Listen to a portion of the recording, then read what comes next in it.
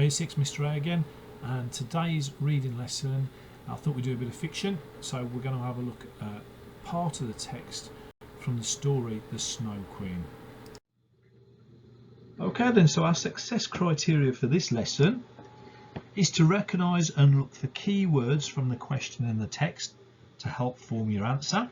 Alright, we've got that you're going to provide text evidence examples and specific details to support your response to questions about the text. Sounds like a right mouthful of posh words, that does, but all it means is that you're going to take information from the text to back up your idea. So if it asks you to think about something or explain, you're using evidence from the text to back up your reason.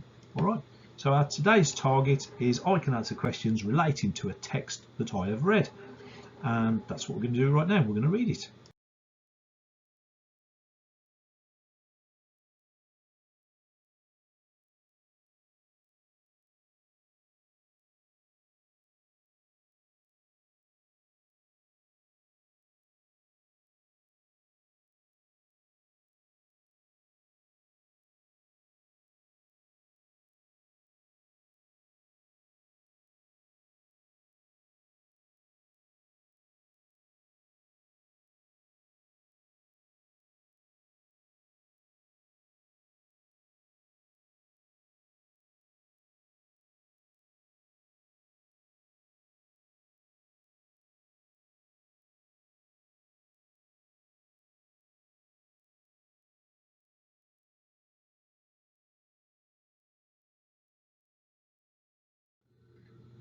Okay kids, the first question that we've got asks, why could Gerda not get to sleep?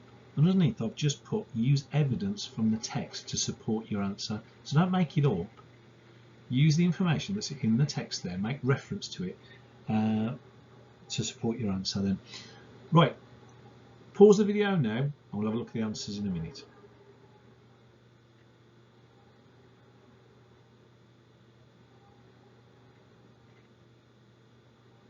Okie dokie, right, let's have a look, see what you've got then. And let's get my pen. You could have had several acceptable answers. We could have had Gerda. She was scared. She was, what's the word to use? Fearful. Gerda was fearful for her life.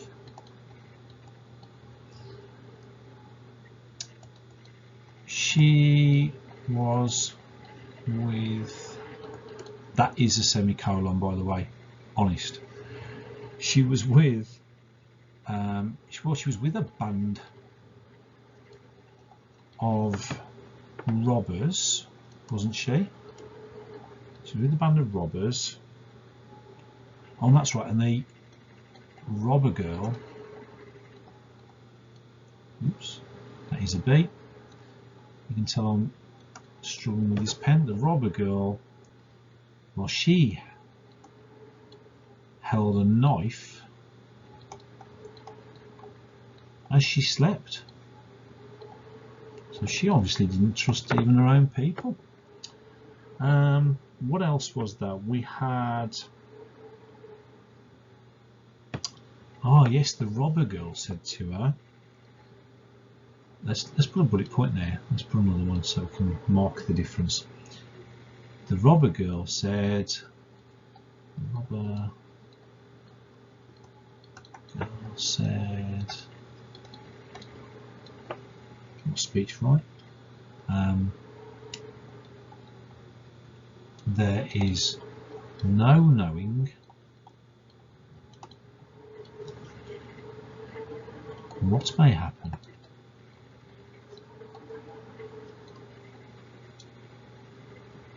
So we could have that. What else was there? It might have been because, that's a rubbish bullet point, the robber girl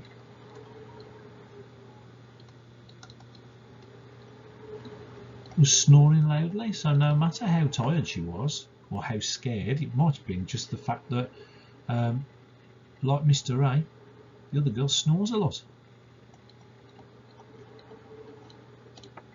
so it was just too noisy to get to sleep. And the final one, if I can just squeeze it in there, it also says she was worried. She was worried. This was in the other part of the text that we read, so you might not have taken it from this bit, but if you remember the text, the part that we have read, I can't put everything on one page, but she was worried about her friend. Can you remember what her friend was called? It was Kay, wasn't it? There's all about, that's right, Kay. That part was in the text, worried about her friend Kay, capital letter for her name. So I've had to squeeze it in there a little bit, I'm afraid, kids, but we've got some different options there for answers. All right. I've been ever so nice to you with this question. It says, name the person that Gerda is searching for. You'll soon find this one.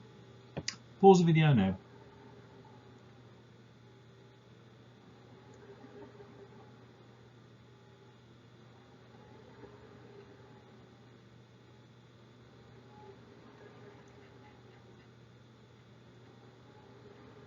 Okay, right.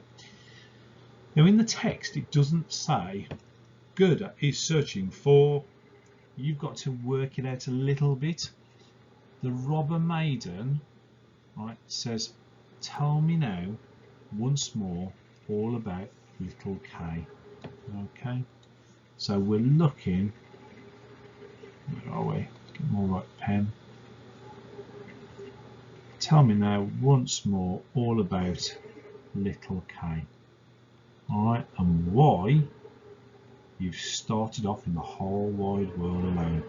So basically Gerda has left home to try and find somebody called Kay. Okay, so use the words that are in the question to form your answer as a complete sentence. So the person that Gerda is searching for is called Kay. Remember, capital letter for names please, and there shouldn't be any spelling mistakes because every single word in my answer has come from the question and the text. Alright, remember, once you've written your answer, reread it again to make sure that you haven't got any mistakes in it. Well done. Okay, there's a word that comes up in this part of the text. It says, what does the word abode mean in this part of the text? Now, abode is not a word we come across when we're chatting in everyday life. It doesn't come up very often in books. But if you find where it is in the text and you read through it and put it in, read the word in context of the text, then you might be able to work out what abode means. All right, so I want you to find it and then write down what the word abode means for me. So pause the video now and we'll have a look what you've written in a minute.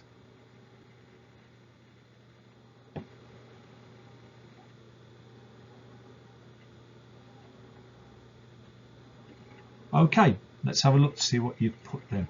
Did you remember to put it down in a complete sentence for me? Hopefully you did.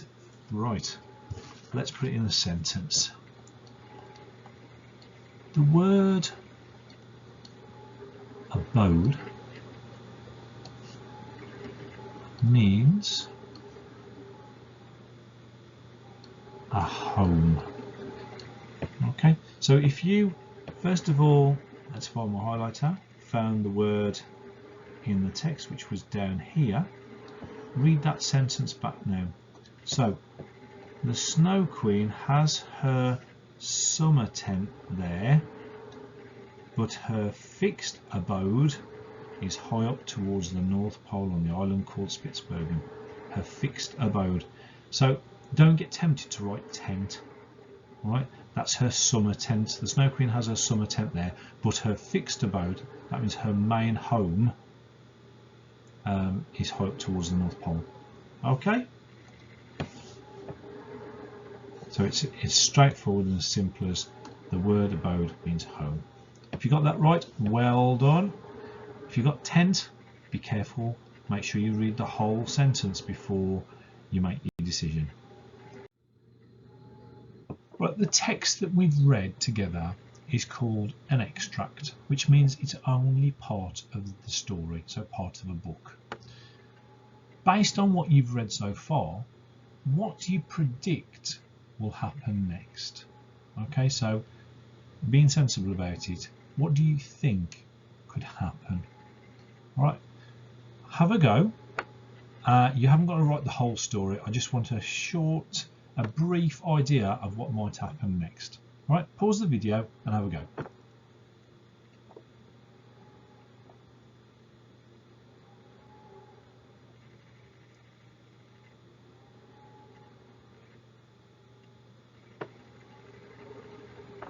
Okay, how did you get on? Now, basically what we call a plausible, sensible, plausible means something that's going to make sense, that it could actually happen. A plausible answer. So a couple of ideas here that I had. You could have had something along the lines of something. The reindeer, I'm looking Amish right, may guide Gerda to Kay.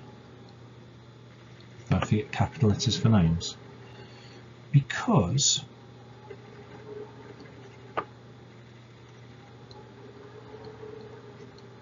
he told Gerda that he knows where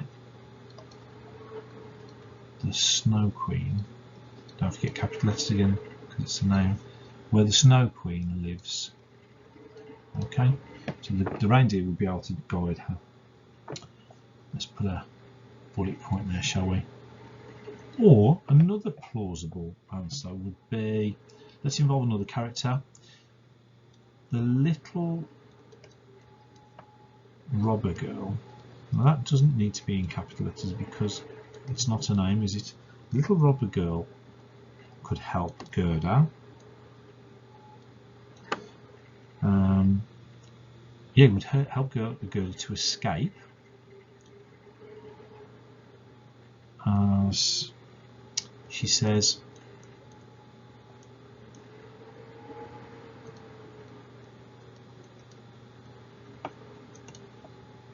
I will do something for you.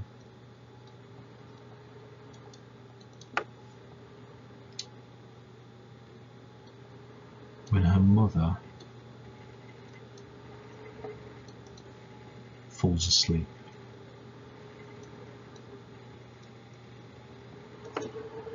There we go. So there's a couple of plausible, sensible answers, predictions of what might happen next. So if you've got something like that, it doesn't need to be exactly the same as mine, but if you've got something plausible like that, then well done. Lakes are like glass surfaces. Now that's a quote from the text. I want you to write me 2 impressions that this gives you of the lake. So if you read lakes with glass surfaces, what image comes into your mind? Right? So what impressions does it give you of the lake? Write them down now, 2 of them remember, and pause the video.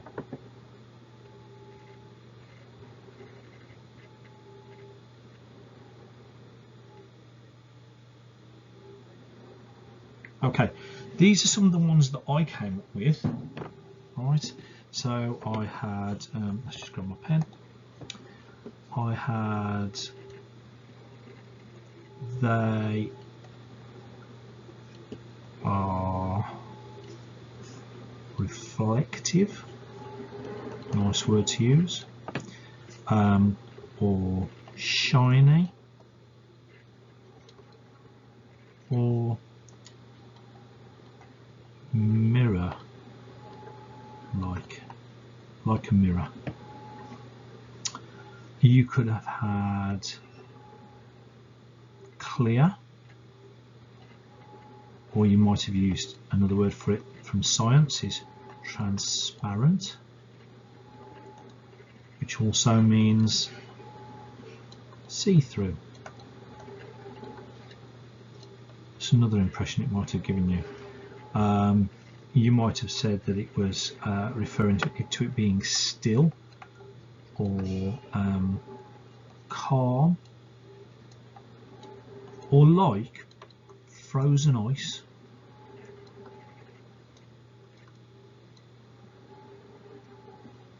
or maybe just flat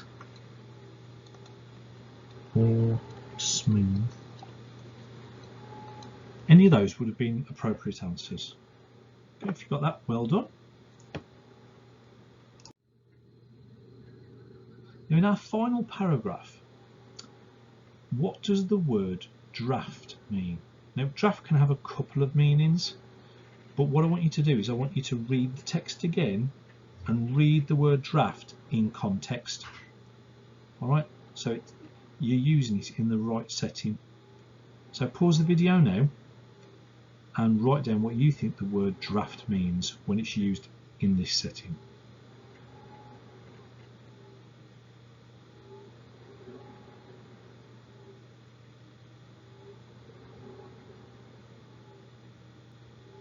Okay, hopefully you didn't say draft as in when the wind blows under the door or through the window.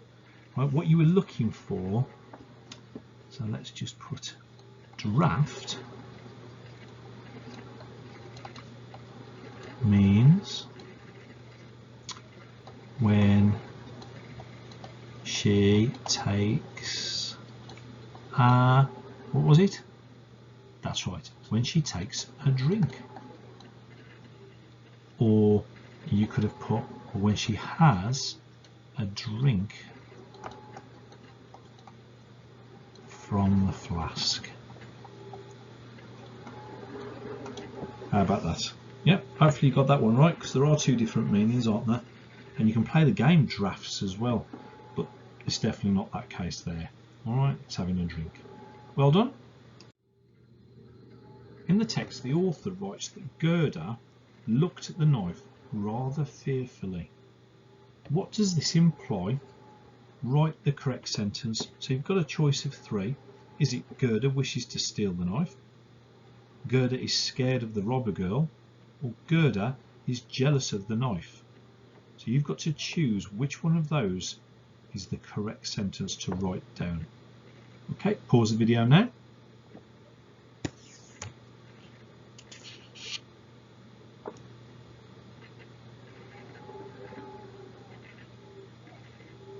Okay, which one did you go for? Let's have a look. The correct answer was, pick a colour, Mr. Ray. Let's go for purple.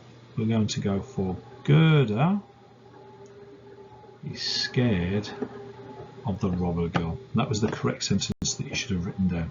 If you got that right, well done, congratulations. Okay, I'll save this one for last. It's something I really like doing these, but when we've done SATS papers in the past, practice ones and the real ones, it just seems to be an area that we don't do so well in. So I thought I'll put one in just for a bit of fun. So it says number the following 1 to 5 to show the order in which they happened in the extract in the text. Alright, so you're putting these things into order. So I've got the reindeer spoke to Gerda, the wood pigeon spoke to Gerda, Gerda told the little robber girl about Kay, her mother took hold of the robber girl's nose, and the robber maiden went to sleep with her arm around Gerda's neck.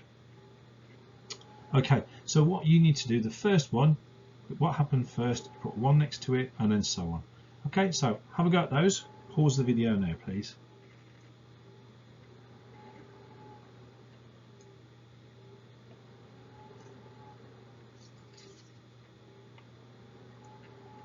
Okay, let's see how you've done. So the first one out of all those that happened was Gerda let's just get my pen. Let's do it in red this time. Gerda told the little robber girl about Kay. So you should have number 1 in there. Then the robber maiden went to sleep with her arm around Gerda's neck. So that would be number 2. The wood pigeons spoke to Gerda. Number 3. Then the reindeer spoke to Gerda. So that's number 4. And then our final one. Her mother took hold of the robber girl's nose. So that would be number 5. Okay, so you should have 4, 3, 1, 5 and 2 to get them all right. If you got all those, well done, because I say it's something that when we do those, usually a lot of people tend to get wrong. They forget the order of things happening in the text. Right? Brilliant if you got that right, well done. So in today's lesson, we've looked at the meaning of unfamiliar words that have come up in the text. We've made a prediction about what might happen next in the story, and we've answered questions relating to the text that we've read. So assess yourself. How did you do? Were you pleased with how many questions that you got right? Or are you feeling okay about it? Or I need to do some more reading practice, because you will only get better with reading from reading. Okay, and I love reading, especially non-fiction, but that's just my preference. You might enjoy reading magazines, comic books, but reading is reading. Okay, as long as you're reading words, that's all that matters. Okay then, don't forget, share your work in school with us. Take a photo, WhatsApp it, email it to the year 6 email address, or drop it off at the post box. But as I always say, remember to put your names on. Brilliant, well done guys, and I'll see you next lesson.